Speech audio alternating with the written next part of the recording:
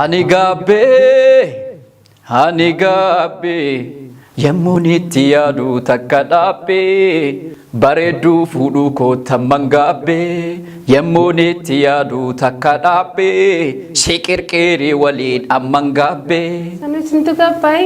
namarraa shuggutuuf guyyaa dhagachiise Rabbiin akkan teenye sagal kakachiise asheetaaf bareeda biran darban jedhu namuu akka laalle maal abbaa koo godhu waan isheen kajeelu hundaa bitee galee inafu manabo amale Anu gabbe Toleppo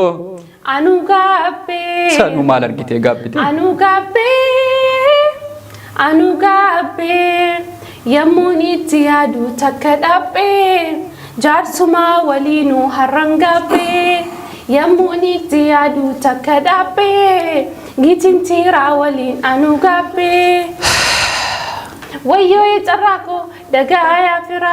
guyyaani qufaa halkan gitintira wantaan keessa jiru hin himu namatti yoollee waa kajeelee hin oolaayyootti jaarsatti heerumeen abjuu sagal harka quqqufaa jiru mee rabbiin naa kedhaa.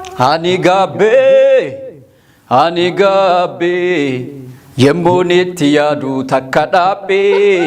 bareedduu fuudhuu koota mangabbe Yemmunitti yaadu takka dhaabbe shiqirqirii waliin ammangabbe namni fungee fuudhe innoo malateera yaaddoo malee tura wajjin bara dheera bareedduu fuuchuun koo silaa dogoggora anarraa laalaati bareedduurraa gora namni na jaalatu waa tokko na gorse meekaappii fuula isheen fuudhee jalaa dhokse nan du'e nan du'aare